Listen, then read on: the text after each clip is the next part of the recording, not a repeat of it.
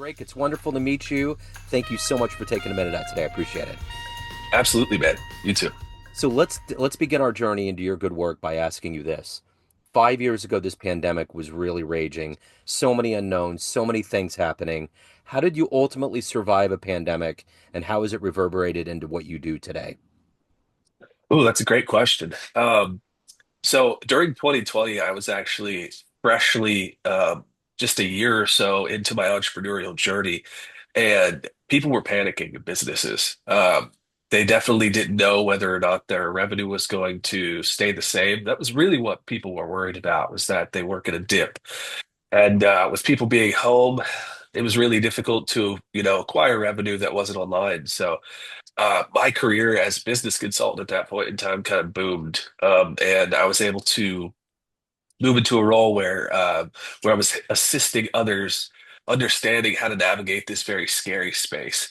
And luckily, I was consulting with a lot of commercial construction companies and things of that nature. So their work didn't completely stop. So that helped really grow and scale my business. But as far as my personal life was concerned, yeah, I mean, it's a strange thing to go through, a global pandemic. You kind of hear it on sci-fi movies, but you never really knew what to expect in person, and it happened about the way that we expected it. So, unfortunately, that was a very strange time in our life to be a part of. But I'm glad that I was able to move through that, and I was able to gain success during that time as well. So my wife was watching a movie during the pandemic that was about a pandemic, and I was like, my God, this is too close to home. I don't know if I can watch it." But I kind of got sucked in for about 10 minutes, and it was exactly what was happening. It was creepy. Like the country was divided on one side or the other, and one side was really wanting guns and extra water and all these things and toilet paper that didn't mean anything, and the other side was like, is this really happening? What's going on here? And it was really Yeah. all the architecture of it all. So whoever wrote this movie, whoever out there is into apocalyptic storylines, nailed it on this one. I can't remember who it was. It was like Eric Roberts. It was kind of a bunch of B-list actors, but it was Yeah. really wild because it all kind of became a part of what we were living through. So I don't think I could watch it again. I think if it ever comes on again, I'm going right past it. I'm good. I lived it. I'm fine. Yeah, exactly. I lived it. Don't need to worry about it. So, Yeah. um, yeah, that's how it was for me. For many others, unfortunately, it wasn't quite like that. But for me, I was definitely blessed to be able to see some success during that time. So let's get into the work you're doing. And the best way to kind of boil all of this down is to put you in front of a bunch of kids. 12-year-olds, career day. The kid in the back of the room is like, hey, what do you do for a living? How do you answer them? That's great. I am a philanthropist and entrepreneur. So I build companies and I love on people through my work.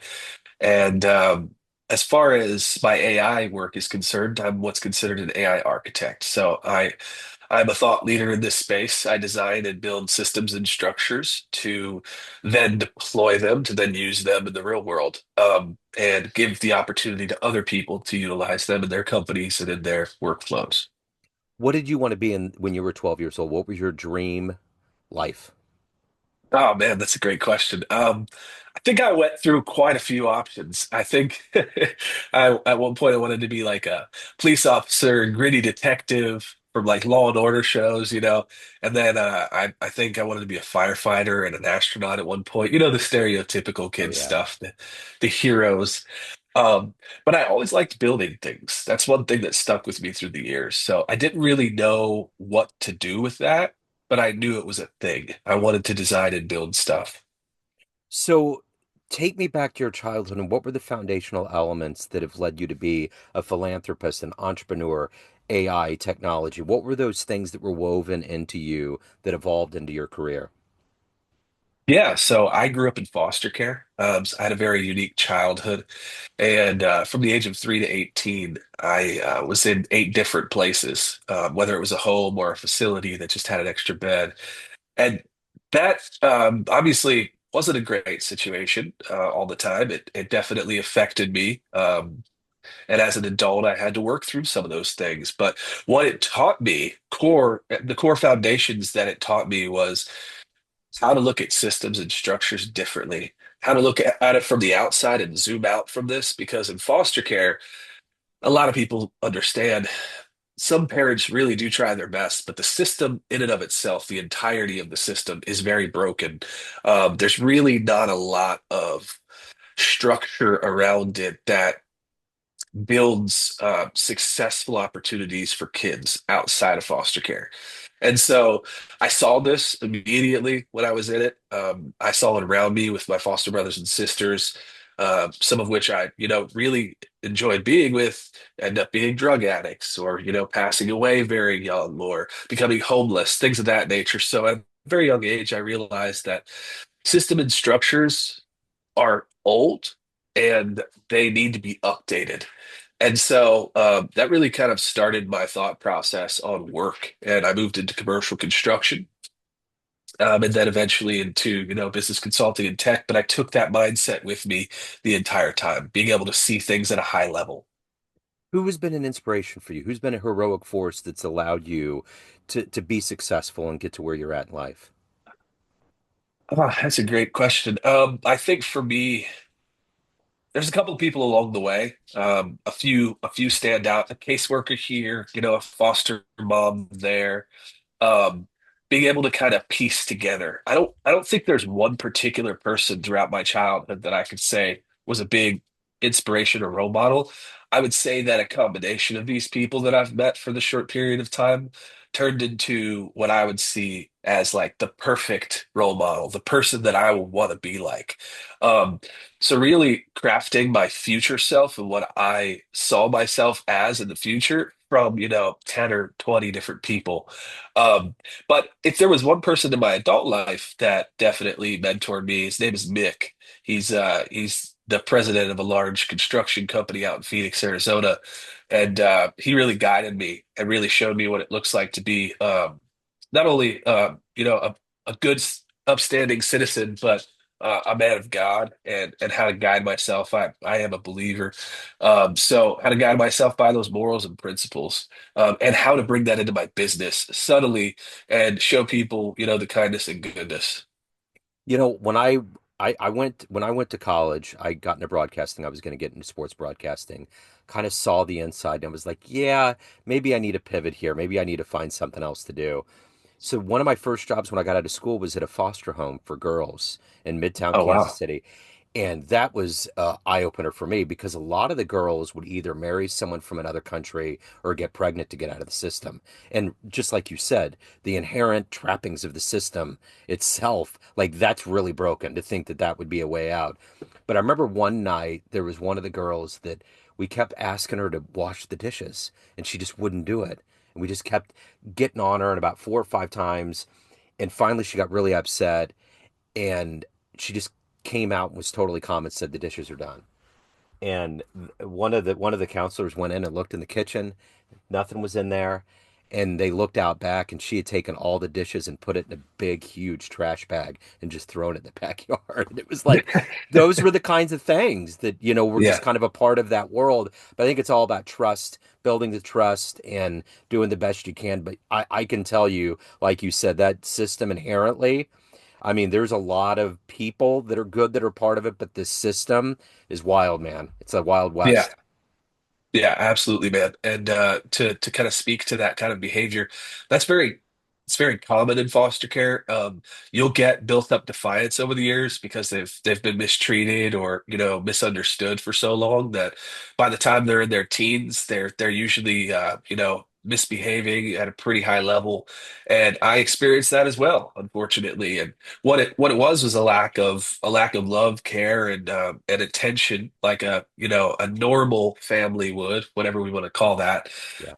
You kind of feel cast out and not quite as cared for as the other people. So as you age, unfortunately, you gain these psychological barriers that you then have to figure out how to sort out in your adult life. Yeah. So if you could meet one person alive that you find inspirational that's overcome a lot, who would that be? Is there someone out there that you would love to meet and talk to? Yeah. Let's see here. I would say probably. Um, hmm, I like Robert Downey Jr. Yeah. I think that he has a really good story. He's got that, coming back from not having a great backstory, not having a great trajectory at the beginning of his life to starting to look at something bigger than him and becoming an actor and doing the things that he was supposed to do. I think that's a big deal. And then staying on that, being addicted to alcohol and drugs and all those things, and then stopping himself and becoming one of the most famous actors the world's ever seen. That's awesome, man. I love seeing that kind of stuff. So probably Robert Downey Jr. So let me ask you this. What is it that gets you up every day to do all this work that you do? What is it that motivates you to not only do the work, but to also evolve as a human and take care of your own soul? That's a great question. I think two things. First and foremost, we're called to take care of our family. So freedom, and that's financial and spiritual, time freedom, everything. As an entrepreneur these days, particularly in the past 12 months with AI and everything coming up, we have an unprecedented level of freedom that is available to us if we know how to build the right things. And so that's what I'm doing. I'm building the right things to create extreme freedom for me and my family on all fronts. And then the second one is philanthropy, doing something bigger than I. Um, Omnexion, my parent company, and Optimize and everything underneath of that is actually designed to fund Foster the Future Foundation.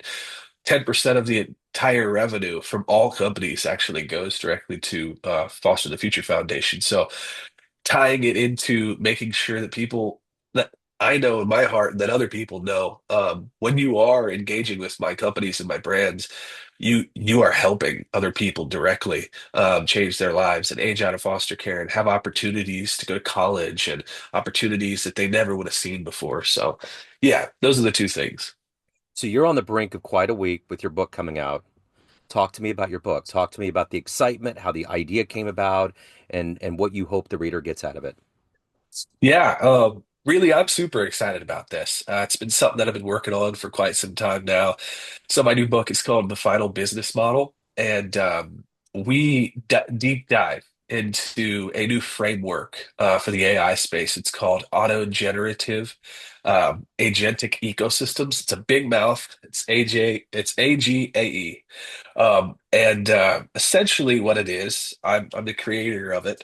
Essentially, what it is a fully autonomous structure that you can plug and play into your business that gives you that first thing we talked about, ultimate freedom. Instead of you being in the weeds every day, you now become a high-level orchestrator. All you do is kind of oversee the system that you already trust and design. Now, over time, there's tweaking that has to be done. But it's going to be the final business model. There are a few businesses that are already moving this way to fully autonomous. Now, there's a big controversy around this, and I want to make sure I touch base on this right now. I'm not talking about replacing human beings. Um, Inevitably, that will happen with AI coming out. I think everybody knows that there will be positions that are monotonous in nature that will be replaced. Unfortunately, we've already seen that in the food world, where 20 years ago there was 15 teenagers working at McDonald's, and now there's three because of those touch screens. I mean, it's just the way that it is. But for the most part, what I've created and what I'm going to kind of give to the world, and hopefully people will utilize it, is a new entrepreneurial opportunity that allows people to still stay in the loop of their business and still have people involved, but at high level, almost yeah, orchestrators. An orchestrator, that's the best way to put it. That's the verbiage that's in the book. So definitely something you want to pick up and take a gander at because it's something that really has changed the way that I do everything that I do.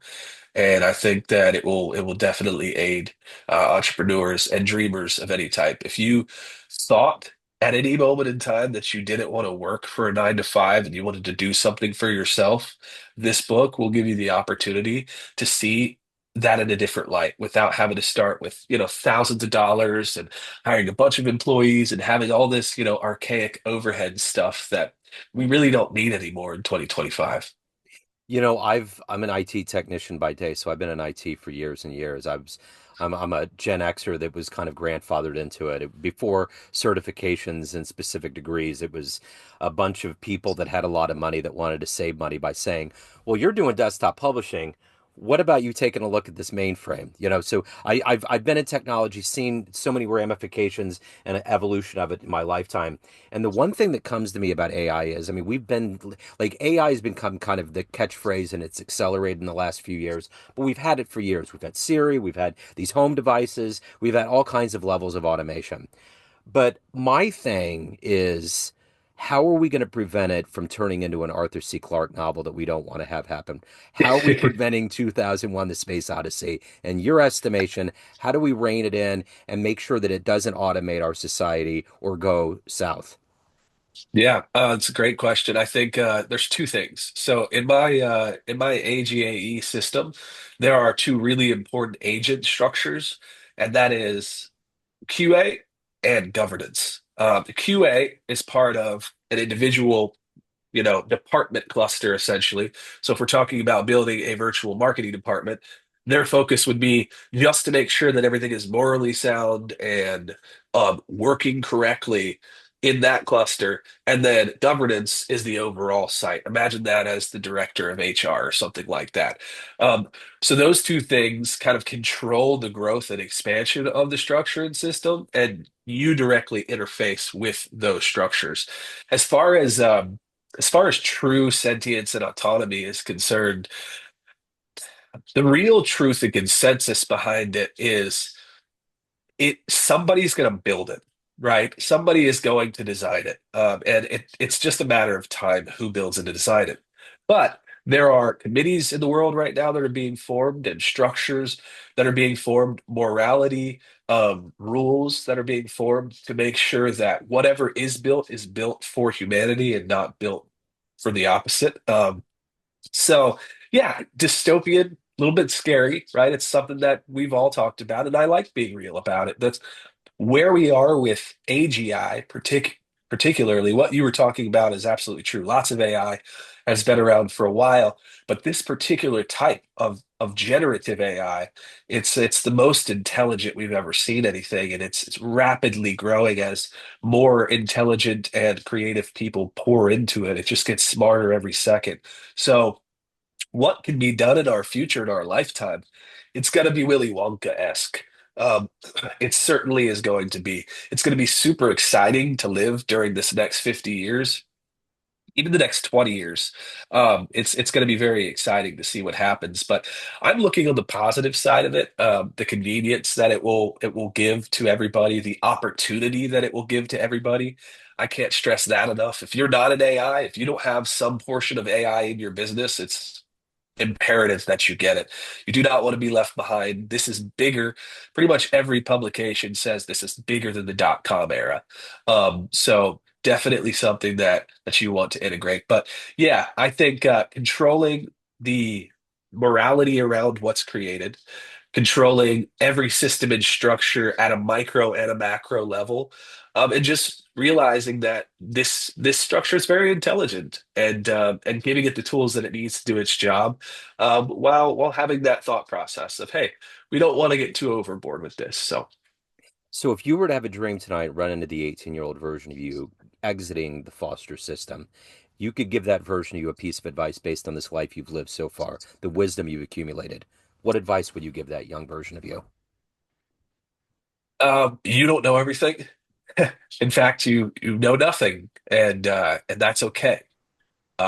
Lead with humility, lead with truth, and you will go far. Find good people that will pour into you. Find a mentor, and you will do well in life. Don't try to be something that you're not. Try to build up to something that you can be. So, of everything that you've done, accomplished, and more importantly, evolved into, what are you the proudest of?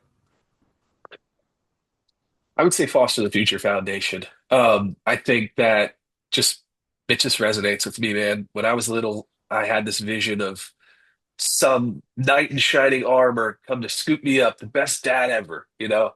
And with Foster the Future Foundation, I had a kind of a profound epiphany the other day. But I realized that I'm becoming that. I'm becoming my own hero Yeah. by creating this. And I love that. I think I'm blessed to even be in this position at all. But I think becoming that for other people, being able to help these kids realize there's something beyond this dreadful system that they have. They are loved, they are appreciated, they are cared about. Getting them plugged into the communities to show them that, and the opportunities to show them like there's something beyond this for you. So that's certainly my greatest accomplishment, and will be my legacy. So at the end of the day, Drake, everyone has a perception of you, family, friends, clients, everyone that you know, but you run the show. What's your perception of you? Who do you think you are?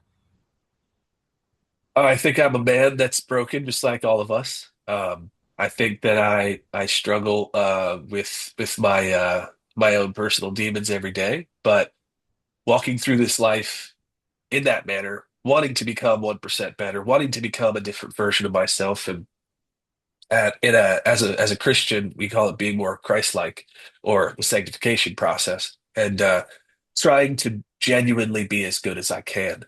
And that's probably the main focus there. As far as that's concerned, just wake up every day and try my very best to be as good as possible. So if anybody wants to pick up the book, anybody wants to learn more about you, what you're doing, any of the good business, get involved, how can they do it?